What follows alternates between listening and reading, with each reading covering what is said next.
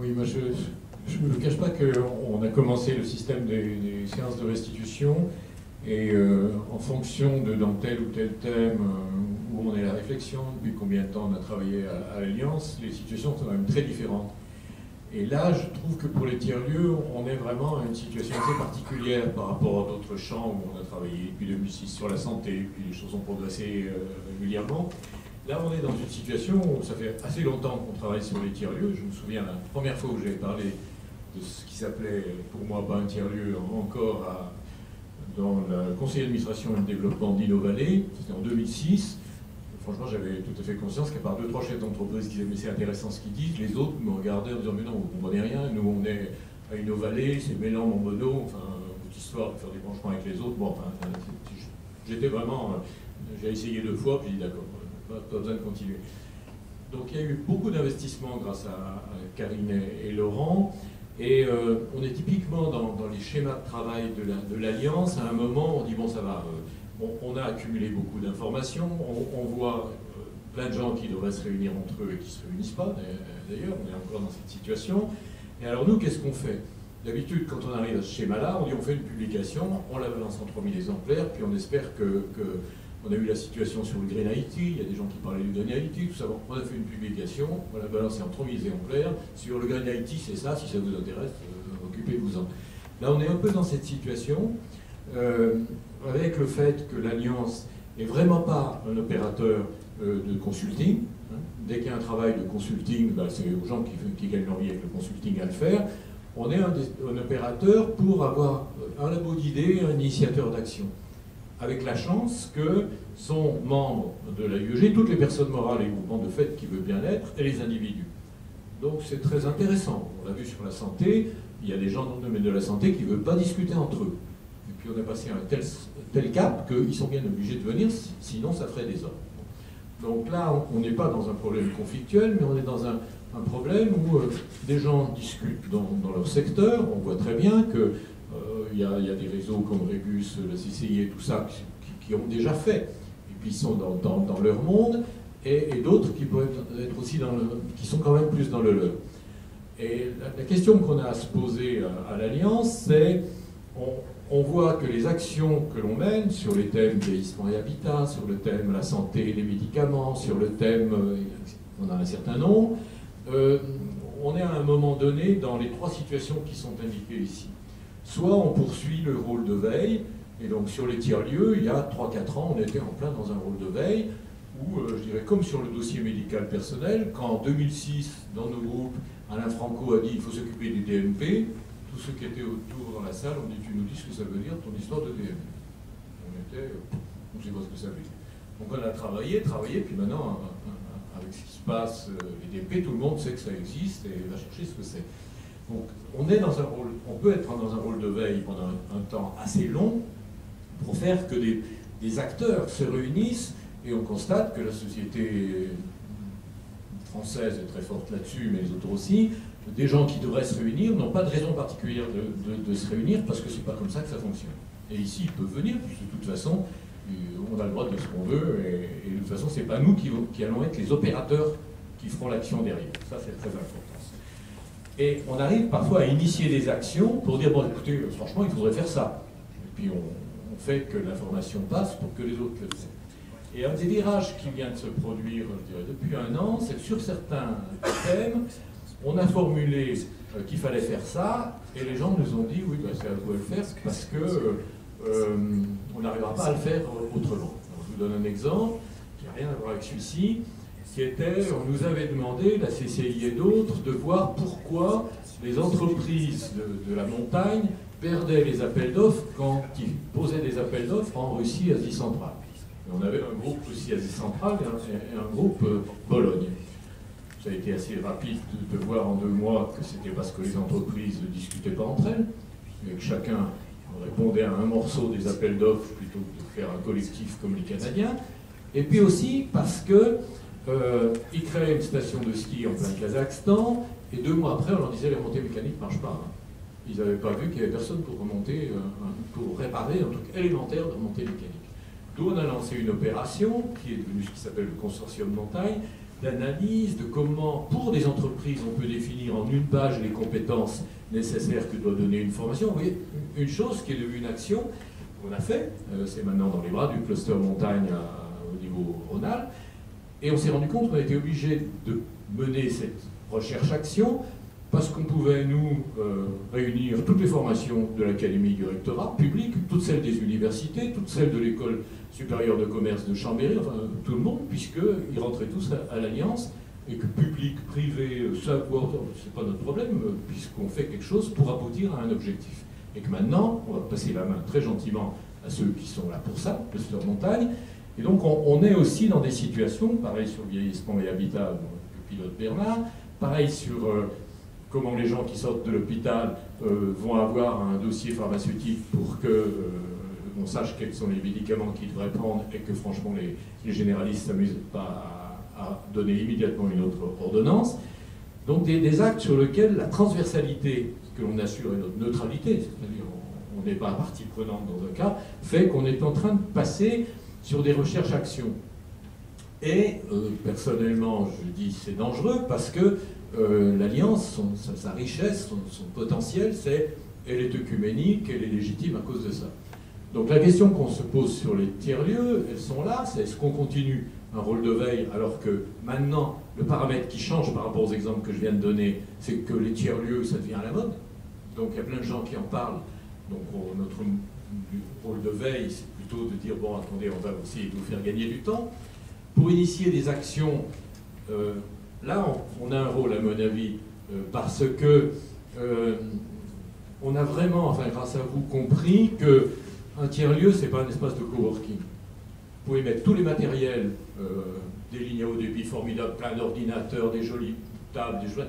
Oui, mais c'est pas un tiers-lieu. Il y a un aspect humain, il y a un aspect de ressources humaines, de projet, qui est vraiment pas si facile que ça à faire passer aux gens qui veulent faire un tiers-lieu sans bien avoir réfléchi.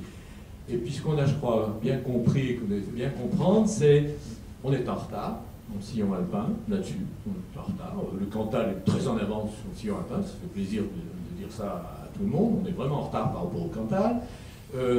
Et aujourd'hui, si on démarre, il faut démarrer pour que dans 2 ans, il y ait 50 tiers-lieux dans le sillon alpin. Parce que si on commence à en faire un et qu'on attend d'en faire un autre, enfin, comme courageusement tu as fait Karine, oui, alors là, pas de problème, on va être vraiment très très en retard. Donc il faut qu'on arrive à mettre en place, c'est pas nous qui allons faire le travail derrière, mais on peut peut-être contribuer à dire il en faut 50. Il en faut 50 dans le sillon alpin. Et alors, formidable, le Conseil général a voté l'aspect technique. On va faire des lignes, on va faire des lignes à haut débit, mais ça ne suffit pas. Sinon, il y aura des bêtes espaces de coworking.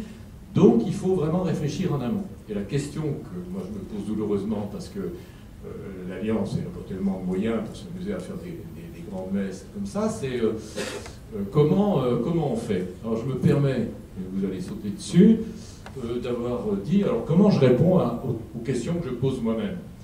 Et alors évidemment, ce que je suis en train de vous dire, c'est uniquement pour que vous réagissiez. Si je dis, comment fait-on notre rôle de veille d'échange qui augmente certes des acteurs potentiels?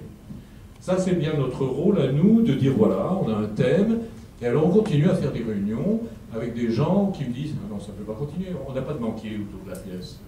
Ah non, non, ça ne peut pas continuer, on n'a pas de... C'est comme ça qu'on fonctionne. Et alors, on peut continuer à faire ce travail en disant, si on veut que les gens se déplacent et que, Jean-Pierre Gillet, on en parlait, la CCI vienne à coup sûr ou envoie quelqu'un à coup sûr, il faut qu'on pose une question concrète, sinon ils ne se déplaceront pas. Alors est-ce que la question concrète pour le rôle de veille d'échange, c'est quels sont les acteurs potentiels d'un tiers-lieu d'activité? Sachant que nous, les tiers-lieux, dans ce pourquoi on est là, université, entreprise, je juge tout à fait respectable, légitime, le fait que, par exemple, les réflexions de certaines collectivités, la métro et d'autres, sont très liées à un concept de tiers-lieu pour le citoyen. Donc, c'est très respectable. C'est pas notre boulot. Je veux dire, université, entreprise, notre premier travail, c'est pour l'activité des gens, professionnels, donc on n'exclut pas le reste, mais c'est pas notre travail premier. Donc, quels sont les acteurs potentiels si on pense tiers-lieu d'activité professionnelle? Quels sont les financeurs possibles si on pense tiers-lieu d'activité professionnelle? C'est clair que les tiers-lieux intra qu'Alain Bortola et les équipes de Schneider Electric sont en train de faire dans les 4 futures implantations de Schneider, c'est d'abord pour que Schneider marche mieux. Donc c'est typiquement un tiers-lieu d'activité intra. Mais pourquoi serait-il pas un peu extra? Quelle taille pour un tiers-lieu viable? J'imagine que si c'est trop petit, l'équilibre financier n'est pas possible. Et quelle fonction, alors vous en avez déjà parlé, quelle fonction dans un véritable tiers-lieu d'activité? Ce n'est pas que des fonctions techniques, technologiques, c'est vraiment des fonctions où toi, Karine, tu peux bien en parler. Il y a un aspect d'animation, de connexion entre des gens pour qu'ils aient des projets ensemble. Donc ça dépend beaucoup de où on a mis ça. Est-ce que c'est intéressant que des gens d'une grande entreprise travaillent avec des indépendants dans cet endroit-là alors qu'ils ne le font pas ailleurs? Ce sont des questions qu'on peut poser et on saura faire ça si on nous dit oui, il faut aller dans cette direction en faisant la machinerie qu'on fait habituellement, un groupe de réflexion élargi où il y a 30 personnes inscrites. Avec les doodles, il y en a 20 par réunion. Puis après, quand on estime qu'on a compris quelque chose, on fait une table ronde, puis on fait des publications, beaucoup de publications, pour que si on a quelques conclusions intelligentes, les gens le sachent. Ça, c'est l'aspect, c'est le job de base, je dirais, de l'Alliance. Alors il y a le job plus ambitieux, qui est de dire, depuis le temps qu'on s'occupe des tiers-lieux et que maintenant c'est à la mode, il faut qu'on initie des actions. Alors on initie des actions, il faut que les gens viennent, qu'on les accroche, et on va leur dire, on va initier comme action, on va attaquer l'aspect, il faut qu'on déclenche une action concertée pour les tiers-lieux d'activité périphérique autour de la métropole. Il est évident qu'il y a plein de gens qui habitent, mettons, à Villard-de-Lans et qui s'amusent à descendre pour venir travailler à Mélan et les autres à Échirolles. Enfin, tout le monde connaît le plaisir des bouchons grenoblois. Et comment on fait pour que ce soit une action concertée qui répondent à des besoins comme ceux que vous formuliez et qui font que les grandes entreprises disent « mais ça m'intéresse aussi ». Alors qu'on semble être parti pour que des gens fassent des raisonnements sur la mobilité surtout et pas sur d'autres aspects. Non, comment on fait? Donc nous, de toute façon, on n'est pas d'un camp ou d'un autre ou d'un parti pris, donc on peut être utile peut-être là-dessus. Comment on définit les tiers-lieux d'activité urbains qu'on jugerait indispensables? Ça, on en a un, cowork, c'est autre chose. Et alors, quelles sont les variétés qui sont indispensables dans un monde auquel on peut rêver? Comment définir en contexte, ce qui me semble une nécessité de réflexion pour l'agent d'urbanisme et les autres, un réseau? On ne va pas s'amuser à les laisser tous s'amuser à faire leur tiers-lieu. Celui-là, il dit, moi je suis plutôt rural, moi je suis plutôt... Et non, ils ont le droit d'avoir leur personnalité, mais c'est complètement idiot s'ils ne sont pas connectés. Donc comment on fait pour connecter les tiers-lieux ruraux, périphériques et urbains? Et alors nous, bien sûr, ça c'est amusant parce que ça fait quand même plusieurs années qu'on travaille, on n'est toujours pas fichu d'attaquer quelle est la définition de notre tiers-lieu université-entreprise. Un tiers-lieu université-entreprise ou entreprise-université. Ça veut dire très clairement que là, il y a plein de thésards, d'étudiants qui tombent sur des gens qui sont des indépendants ou des représentants. Et ils discutent au bout d'un moment, ils travaillent ensemble et ils discutent. Donc ça, c'est mon rêve. Nous, on mettra un label tiers-lieu université-entreprise un jour. Et alors, c'est quoi cet objet indifférencié? Est-ce que c'est un fantasme complètement flou? Ou est-ce que c'est quelque chose qui a toute sa valeur en rural comme en urbain? Et puis alors après, bien sûr, la finale, est-ce qu'on a les forces, aujourd'hui je peux vous assurer qu'on ne les a pas, pour initier des recherches-actions comme on le fait? Et ça n'a pas été notre volonté, on n'a pas dit tiens on va faire une recherche-action sur le vieillissement et habitat et pour voir pourquoi ça ne marche pas bien par rapport aux personnes âgées, c'est qu'on s'est retrouvé à un moment avec tous les acteurs, les bailleurs sociaux, les autres, qui ont dit attends mais si c'est pas vous qui animez, nous on se connaît là mais on ne connaissait pas celui-là, donc on essaye d'avancer en se disant mais il faut des moyens pour le faire. Là, sur ce sujet-là on est en train de vous les donner, bon alors on va le faire. Mais ce n'est pas nous qui allons gérer tout ça, ce n'est pas notre job. On va faire le test pour montrer pourquoi ça bloquait. Et là, en s'appuyant sur comment on fait des recherches-actions, en s'appuyant sur les tiers-lieux d'activité réellement qui existent, en partenariat avec les fournisseurs de moyens, il faut être quand même réaliste. Or là, ce que je vois se dessiner, c'est qu'il y a vraiment la CCI, la métro, Régus qui commencent à faire des opérations. Et tous ceux qui ont des velléités de tiers-lieux ne sont pas dans le cercle, ça va être comme ça. Bon, si nous, on peut contribuer à ce que ça connecte tout ensemble, je ne sais pas ce qu'ils feront avec, mais mais ça vaut peut-être la peine. Et avec l'objectif de formuler les actions à mener pour les acteurs aux affaires, puisque j'insiste sur le fait que nous, on n'est pas aux affaires. On est là pour justement faire que ceux qui sont aux affaires puissent dépasser les habitudes de leur microcosme, où ils ont beaucoup de travail et ils ont pris l'habitude de se réunir cela, mais pas avec cela, parce que c'est pas imaginable pour eux, c'est pas qu'ils le refusent. Donc voilà, un des objectifs pour moi et pour nous, c'est après cette table ronde, de cette séance de restitution, on va agrandir le groupe de pilotage actuel pour en faire un groupe de réflexion à nouveau à peu près 30 personnes, les personnes représentant soit eux-mêmes, soit telle ou telle personne morale ou groupement de faits. Et ce qui est pour l'instant pas clair pour le bureau et pour moi, c'est, et alors, quand le groupe de réflexion sera réuni, on va dire, bon alors, quel est l'objectif premier de la prochaine réunion? Eh bien, oui, tu as raison, je vais écraser tranquillement ce pauvre... Non, ça a l'air de résister. Qu'est-ce que vous avez comme idée, comme réflexion par rapport à ces interrogations? Alors, vous pouvez essayer de répondre là, ou vous pouvez nous envoyer par email toute question du genre, moi ce qui me semble majeur, enfin qui m'intéresse le plus, c'est que quelqu'un nous aide à avancer sur tel et tel aspect du problème. Si vous voulez répondre de suite, c'est tout gagné. Bonjour, je suis de l'agence d'urbanisme de la région grenobloise en fait, et donc dans le cadre de la plateforme des temps et des mobilités de la métro, du coup la métro aimerait qu'on travaille sur une réflexion sur les tiers-lieux à l'échelle de la, on ne sait pas trop si c'est de la métro ou de la région grenobloise, orientée télétravail. Et du coup moi j'ai l'impression, au niveau de votre rôle, c'est soit votre rôle, soit celui du SCOT, je ne sais pas, mais en fait je pense qu'il faudrait un lieu où les différentes collectivités locales et territoires puissent se parler autour de cette question et échanger avec des grandes entreprises ou des financeurs ou des porteurs de projets. Et ça, peut-être que ça rejoindrait un peu votre point 2, mais je pense que ça pourrait être assez intéressant en fait. Disons que, en fait, dans l'agence d'urbanisme, on a beaucoup travaillé aussi donc pour faire toute l'animation technique pour que les élus accouchent du SCOT, qui d'ailleurs on polarise sur toutes les villes, pas que sur Grenoble, il y a aussi Beaurepaire, Vinay, Saint-Marcelin. C'est aussi les pôles que le SCOT demande de densifier, pour répondre à la question précédente.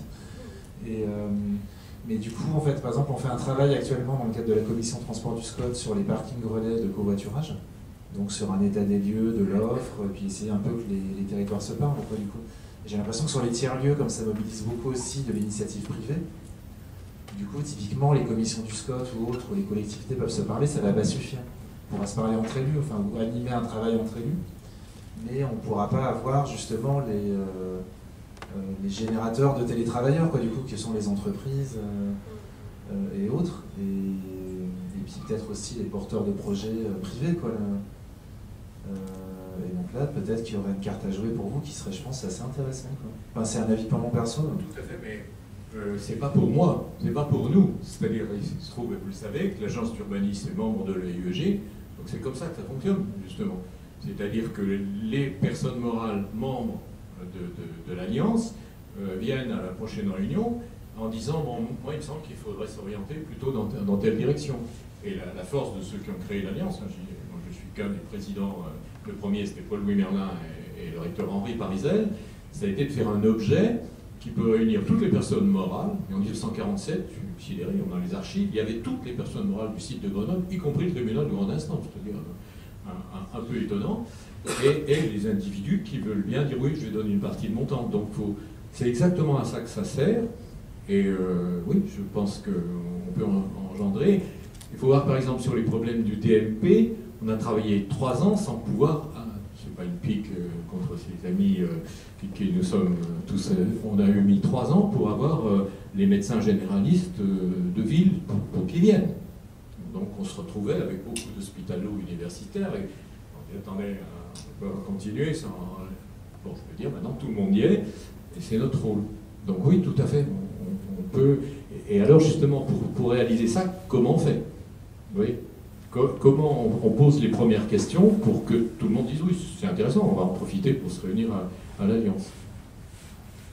Et vous, en tant qu'effectivement agence d'urbanisme, est-ce que vous seriez justement intéressé à faire partie du groupe de réflexion énergie sur ce sujet et pouvoir justement contribuer et qu'on puisse partager sur les différents champs. Je vois avec ma direction, parce que je ne peux pas répondre comme ça, mais on n'est pas en autosaisine en fait à l'agence. Disons que nous on travaille pour nos membres que sont les collectivités territoriales de la région grenobloise. Donc du coup la métro a priori semble très motivée pour nous faire travailler sur cette question. Et du coup ça rejoint aussi des préoccupations portées par d'autres territoires pour lesquels on travaille. Donc notamment on fait aussi des travaux sur pour le Vercors, pas du tout sur les tiers-lieux, c'est sur le plan d'urbanisme intercommunal. On travaille pour le Voironnais, on travaille pour le Grésivaudan sur le plan de déplacement urbain, etc. Et du coup, moi je vais faire remonter, quoi, mais je trouve qu'en fait, par rapport à la commande qu'on est en train de construire avec la métro, du coup, il y a l'idée, bien sûr, d'identifier un peu le potentiel de télétravail. Ouais. Et puis il y a aussi l'idée, du coup, de repérer des entreprises potentiellement intéressées et d'aller les interviewer pour voir avec elles les freins ou les potentialités pour initier un début de réflexion, du coup. Mais c'est clair que c'est pas l'agence Urba qui va aller faire l'animation, ce que vous expliquiez là, qui était vachement intéressant, sur comment on va mobiliser tous les acteurs et tout ça. Enfin, c'est pas notre métier. Nous, on fait de la réflexion sur le territoire, la planification, etc. Mais après, c'est un métier quasiment lié au développement économique, au développement éco, quoi, du coup. L'animation de réseau qui n'est plus trop dans nos compétences, quoi. Mais du coup, c'est vrai que ce relais, il va nous manquer, en fait. Disons que l'étude, ce qui est intéressant, c'est de travailler en synergie à la fois sur le rôle de l'AEG par rapport effectivement au travail que vous faites ou à d'autres acteurs divers et variés. C'est vrai que la métro, justement, moi j'ai travaillé avec eux, on s'est réunis plusieurs fois avec Laurent, à la fois dans le cadre de l'AEG, mais à la fois dans le cadre d'une plateforme d'innovation sociale sur laquelle on travaille, justement pour aussi mettre en œuvre ces différentes actions à différents niveaux avec des compétences sur ces sujets. Et on leur avait justement recommandé, préconisé le fait de pouvoir estimer ce potentiel de télétravail et de trouver des entreprises pour expérimenter, un peu à l'image de ce qu'on avait pu voir dans d'autres départements. Donc voilà, moi je trouve qu'aujourd'hui c'est satisfaisant et c'est de voir qu'effectivement la métro va transférer cette commande auprès de vous. Et voilà, comme il y a effectivement tous ces travaux qui sont, je dirais, importants et complémentaires, ce qui est intéressant, c'est qu'on puisse effectivement être en contact les uns avec les autres pour travailler effectivement en synergie aux différentes étapes où on va se refiler le travail.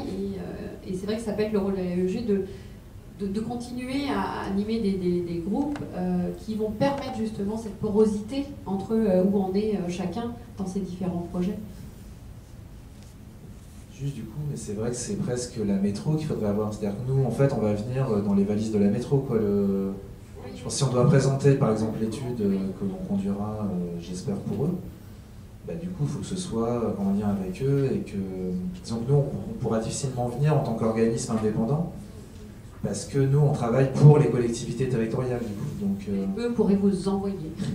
C'est un peu ce qui s'est passé, là, ce que Julie Nel ne pouvait malheureusement pas se libérer, mais du coup, elle aurait aimé venir aussi, quoi, du coup. Ah oui, Julie, oui. Je n'avais pas compris, en fait. Ok, très bien. Je travaille au Conseil général, dans la partie développement économique. On anticipe, elle nous pend au nez une réforme territoriale qui va rebattre les cartes en matière de compétences développement économique, sauf qu'au titre des solidarités territoriales, et là, ça fait un moment qu'on voit bien qu'il y a un enjeu très fort sur comment on aide les territoires excentrés. Je pense aux territoires ruraux, même pas les territoires périphériques, mais vraiment les territoires ruraux, voire les territoires de montagne, et comment, par exemple, comme le Trièves, je sais que Pierre Ginel, c'est une réflexion qui lui est chère, sauf que ça n'avance pas. Ça n'avance pas parce que, comme Madame pouvait en témoigner, il y a un manque de culture sur le sujet et il y a beaucoup d'appréhension. C'est-à-dire que tout le monde a en tête ce qui a pu se passer il y a une dizaine, quinzaine d'années, avec des moyens financiers mis sur la table de façon extrêmement importante pour construire des télécentres, des centres de télétravail, sans se préoccuper de à qui on est destiné. Et la question que je me pose, c'est comment l'AEG pourrait peut-être porter quasiment une sorte de méthodologie, une approche méthodo justement à ces territoires, quitte à aller sur ces territoires. Regardez, il n'y a pas grand monde dans la salle, mais je ne suis pas sûre qu'il y ait beaucoup de personnes, pas d'élus en tout cas, ce qui m'interpelle, pas de représentants, en tout cas de gens qui habitent dans ces territoires-là. Donc moi, la question que je me pose, c'est est-ce qu'on pourrait imaginer, pourquoi pas, de délocaliser quelque part des groupes de travail pour sensibiliser les élus, parce que c'est vrai qu'en territoire ruraux et de montagne, l'initiative, elle va quand même venir du public, me semble-t-il. Donc il est urgent de les sensibiliser, mais de les accompagner, parce qu'ils ne savent pas comment s'y prendre, mais non plus. Il y a une forte demande. Après, c'est quelle méthode leur conseiller, sans prendre le travail des consultants, bien entendu, en les associant. Mais voilà, est-ce que l'Alliance est prête, par exemple, à aller dans ce sens-là? Si vous voulez, l'Alliance est les moyens que ses administrateurs lui donnent. Et donc, le Conseil général en est un. C'est facile. Oui, avec le fait que jamais l'Alliance, si elle veut garder sa force, son originalité, parce que moi j'ai accepté de présider l'Alliance en ayant bien pesté avec d'autres fonctions contre la non-interactivité du système grenoblois par rapport à ce qu'il était il y a 20 ou 30 ans. Donc ça m'a motivé de dire, bon, puisque je leur tape dessus, il faut mieux que j'essaye que ça interagisse à nouveau. La grande force de l'Alliance, c'est de dire aux gens, vous êtes une entreprise, vous êtes une collectivité, vous n'avez qu'à vous inscrire à l'AEG et vous devenez un des membres, un des administrateurs.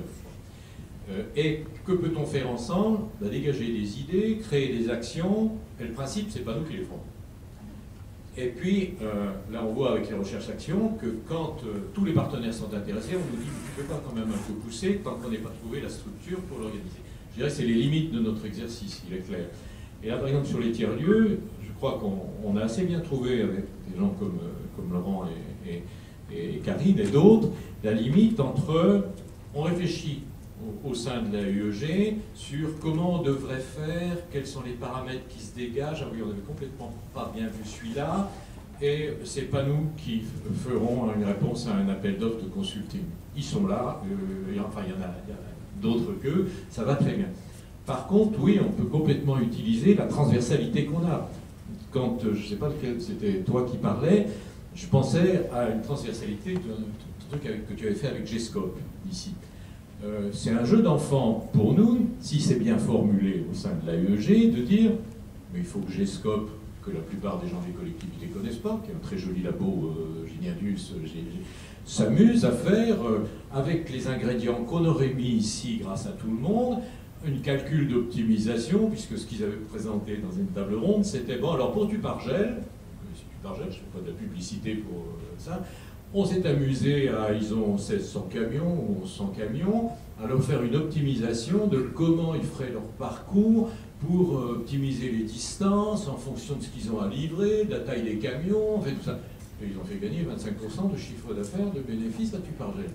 Alors, nous, si on arrive à dire, alors qu'est-ce qu'on met comme ingrédient pour que, quoi, alors le parcours des individus diminue, la somme des parcours globaux diminue, bon, alors là, je dirais, une fois qu'on aura formulé quelque chose, voilà, on balance ça à des laboratoires, il y a même des choses qui vont coûter rien du tout, parce que c'est un sujet de thèse, des sujets de thèse. Je trouve que c'est tout à fait dans le rôle de la UEG de travailler avec tous les partenaires pour dire, là on est faible, hein, on ne sait pas ce que ça donnerait. On dit, attends, on n'a qu'à aller chercher, les universitaires et les chercheurs, on n'a qu'à aller chercher telle ou telle collectivité. Oui, pour moi c'est une bonne utilisation de cet objet transversal qui n'existe pas ailleurs. Hein. Donc on a la chance, évidemment, ça repose sur des bénévolats de certains, puis quand même il faut un minimum de moyens. Et notre objectif en ce moment, c'est de doubler le chiffre d'affaires de l'AEG, qui est tout à fait limité, puisqu'on a une personne administrative à part tous les gens qui sont bénévoles. Donc là, c'est quand même un petit peu insuffisant, même. Ça me perdait une cadame est remarquable. Mais il faut qu'on monte en pression. Oui, et qui nous demande ça? Tout le jeu est toujours le même. Il faut que les administrateurs disent « Oui, là, il faudrait aller dans cette direction », et qu'aucun d'entre eux dise qu'il n'est pas d'accord. C'est-à-dire qu'aucun d'entre eux, de ceux qui sont directement intéressés. Je donne un exemple. Nous avions travaillé pendant 1 an sur l'édition numérique, avec l'Hardy, avec les autres, pour dire, les gens ne s'en rendent pas compte, mais en Rhône-Alpes, on a tous les potentiels pour faire quelque chose d'énorme en édition numérique, tous. Mais personne n'est connecté, on ne peut pas faire, il n'y a pas de filière. Puis j'ai vu qu'il y avait 2-3 partenaires, je ne vais pas citer lesquels, qui disaient non mais c'est pas la UEG à faire ça, c'est pas la UEG. Bon, on a arrêté. Hein. Donc il faut que les partenaires qui sont directement concernés par le sujet disent non mais c'est un lieu, on est d'accord, et après donnent quelques moyens pour qu'on y arrive. Quoi. Je voudrais juste rajouter un élément. Je pense qu'on est à la convergence, enfin à un moment particulier où d'une part il y a tout un travail de fond qui a été mené depuis 6 ans au sein de la UEG et puis un certain nombre de personnes qui se sont impliquées là-dedans, voilà, sur Grenoble. D'autre part, et on le sent dans les discussions et les questions qui sont présentes ici ce soir, il y a des frémissements, ou plus que des frémissements, aussi bien du côté de certaines collectivités, du côté de certaines entreprises. Et puis troisièmement, et c'est là où je voulais préciser un peu les choses, il y a une fenêtre de tir au niveau national parce qu'il y a un certain nombre de décisions qui ont été prises assez récemment. Je ne sais pas si vous avez entendu parler du comité interministériel aux ruralités qui s'est tenu à Laon, je ne sais pas si on dit Laon ou Long, le 13 mars 2015. Et bon, donc dans ce comité interministériel à l'égalité des territoires, mais qui était focalisé sur les ruralités, ça s'intitulait « Nos ruralités, une chance pour la France », et ils ont pris un certain nombre de mesures, dont certaines qui sont en lien avec tout ce dont on vient de parler ce soir. J'en cite 2 que j'ai listées là. Il y a une première mesure, c'est la mesure numéro 6, 1000 maisons de service au public pour mieux rendre service. Donc c'est ouvrir 1000 maisons de service au public dès la fin 2016, grâce au partenariat avec la Poste, parce qu'il y a un projet qui avait été lancé déjà, je crois, en 2013, pour généraliser la création d'espaces mutualisés de services au public, avec des opérateurs nationaux comme la Poste, la SNCF, EDF, etc. Et bon, il y a déjà 363 maisons qui sont ouvertes fin 2014. Et là, ils veulent accélérer les choses et ils disent qu'il faut vraiment que fin 2016, il y ait 1000 services au public. Et il y a un partenariat national et innovant avec la Poste qui est engagé pour permettre finalement que dans des zones rurales et de montagne, des bureaux de poste qui sont en déficit d'activité puissent être reconfigurés sous forme de maisons de service au public, qui n'est pas non plus complètement éloigné de tout ce dont on vient de parler ce soir. La deuxième mesure, qui est sans doute la plus importante, enfin en lien avec ce qu'on a dit, c'est il y a un enjeu qui a été cité, qui est le télétravail, un moyen pertinent pour favoriser la présence d'actifs dans les espaces ruraux. Et donc c'est la mesure 16 qui est élaborer un plan national de déploiement du télétravail avec les associations d'élus et les partenaires ruraux. Et si on regarde un peu le détail, finalement c'est le gouvernement en 2015, et en fait c'est l'étude qu'on a menée, dont je vous ai parlé tout à l'heure, qui a été un peu à l'origine des choses qu'ils ont proposées et décidées dans ce comité interministériel. Le gouvernement a décidé de développer différents outils de développement du télétravail et d'accompagnement des acteurs, diffusion des expériences et des études, sensibilisation aux gains du télétravail, appui au développement du réseau des lieux d'accueil, télécentres, centres de coworking et tiers-lieux, et création d'un observatoire national du télétravail. Donc voilà. Et localement, donc, l'État, et ça va être piloté par le Commissariat général à l'égalité des territoires, ils vont aussi chercher sur chaque territoire un acteur un peu neutre qui peut porter finalement ces travaux et leur déploiement sur le territoire en question. Et pour moi, sur Grenoble, c'est la UEG qui peut jouer ce rôle et être le véhicule neutre, entre guillemets, qui va permettre que ces actions soient déployées sur Grenoble et la région urbaine grenobloise. Voilà. Donc c'est ce que je voulais un peu préciser. Ce que je voudrais dire, parce que je représente la Poste, effectivement, en tout cas sur les aires, on a pour objectif de créer une dizaine de maisons de services au public. Donc là, effectivement, il y a un certain nombre de bureaux en sous-activité qui nous ont été proposés comme des cibles potentielles. C'est une liste qui est évolutive, qui n'est pas figée. Et donc là, moi, j'étais contente aussi d'entendre que sur la Chartreuse, sur le Grésivaudan, enfin, à certains endroits, il y avait des réflexions là-dessus, parce que finalement, nous aussi, on ne connaît pas forcément... on rencontre les élus, donc mon objectif, c'est aussi de rencontrer les élus, de rencontrer les présidents de communautés de communes, et effectivement, d'évoquer avec eux, lorsqu'il y a des bureaux en sous-activité, parce que quand... à certains endroits, la question ne se pose pas, mais à certains endroits, elle se pose. Et donc jusqu'à présent, ce qu'on faisait, c'est qu'on on cherchait des partenariats publics ou privés en faisant des agences postales communales ou des relais postes commerçants. Et toujours avec l'accord des maires et des conseils municipaux, comme ça ne se passe pas toujours très bien, c'est-à-dire que parfois ils refusent, on est tenu, enfin on est contraint de maintenir des bureaux en sous-activité qui nous imposent donc une infrastructure avec des charges alors que personne ne rentre dans le bureau, puisqu'on se prend le plein fouet la révolution numérique et plus personne ne vient dans les bureaux. Enfin, il y a une baisse de fréquentation très très importante, comme au niveau du courrier d'ailleurs, hein, une baisse très importante. Donc la Poste doit changer son modèle économique aussi et voilà, et trouver des nouveaux leviers de croissance. Donc effectivement, ces maisons de service public, on en parle beaucoup et dès cette année, enfin dès maintenant, parce que ça vient de sortir, effectivement, on va prendre notre bâton de pèlerin et on va essayer de proposer aux élus et effectivement de transformer ces bureaux de poste en maisons de service public. Donc concrètement, ça veut dire qu'on garde le bureau, on garde l'agent, mais on va chercher des partenaires qui voudront bien financer en partie aussi. Évidemment, il y a la question du financement, donc il y aura une aide de l'État, il y aura une contribution forcément de la collectivité locale. Et puis donc effectivement, donc nous on participerait à hauteur à travers l'agent qui resterait un agent de la Poste, mais qui serait formé et qui deviendrait polyvalent pour assurer un certain nombre d'autres services publics. Alors, on peut imaginer plein de partenaires, hein, la SNCF, Pôle emploi, la CPM, enfin, EDF, enfin, plein de partenaires.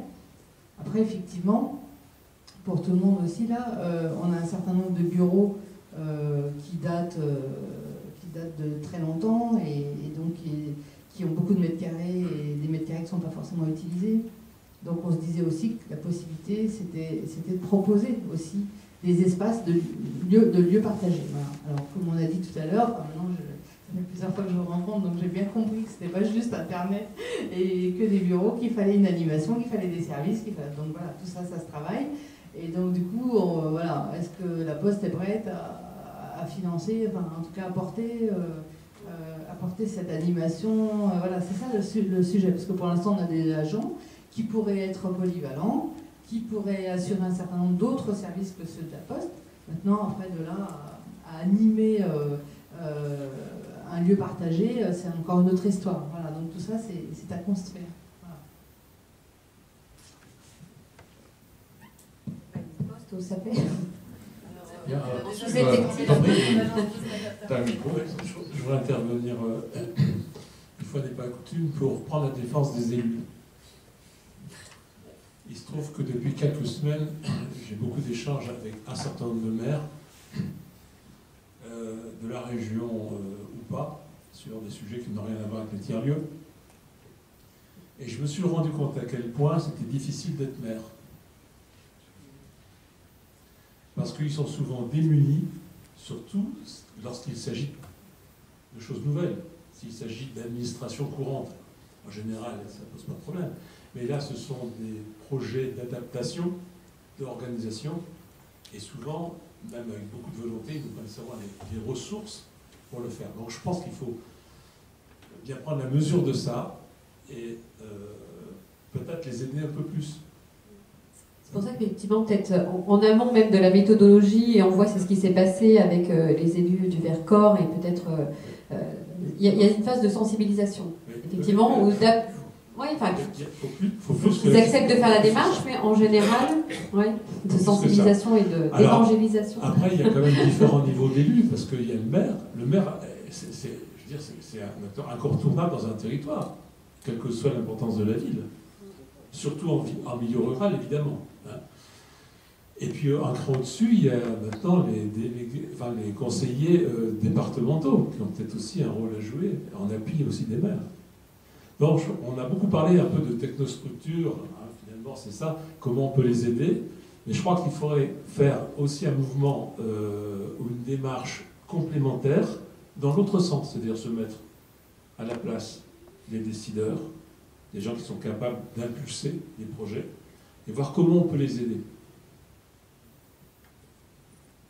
Je suis d'accord avec toi, et on était avant-hier à cause de ce que j'ai cité sur la montagne, à Technolac, et en fait sur les tiers-lieux, les gens nous ont dit on est intéressé par foncier à l'AIEG sur l'efficacité énergétique des bâtiments et les tiers-lieux.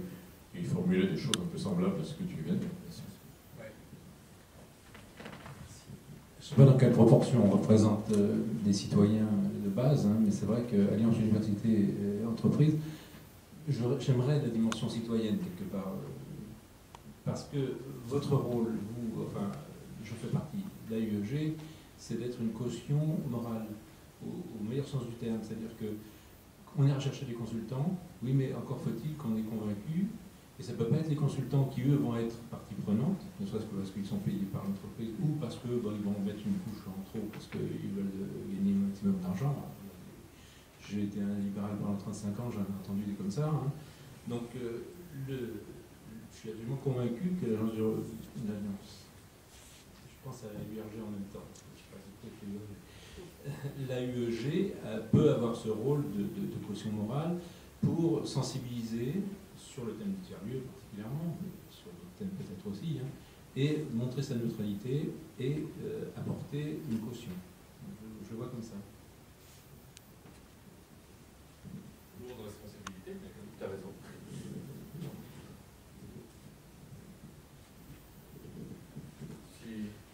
Oui, je vous en prie, sinon on peut continuer devant un pot. Juste une chose, le Conseil général, la Poste, je pense que c'est à vous d'inciter les maires, etc., à venir à l'AUEG. Vous avez peut-être, vous, des contacts avec les administratifs que l'AUEG n'a pas, parce que ce n'est pas une entreprise, parce que ce n'est pas l'université, mais c'est vous qui avez des contacts, c'est vous qui avez des carnets d'adresses. Et puis un deuxième point, si jamais l'AUEG veut faire un groupe transport, parce qu'on n'arrive pas à discuter. Hein, oui, voilà. Oui. Mais, bien, écoutez, je vous propose de continuer en prenant un pot. Hein, et puis, toutes les personnes qui sont ici recevront une invitation pour le groupe de réflexion qu'on créera. Et merci de nous envoyer par mail toutes les idées qui vous viennent à l'esprit pour l'évolution. C'est moi, dans le mail.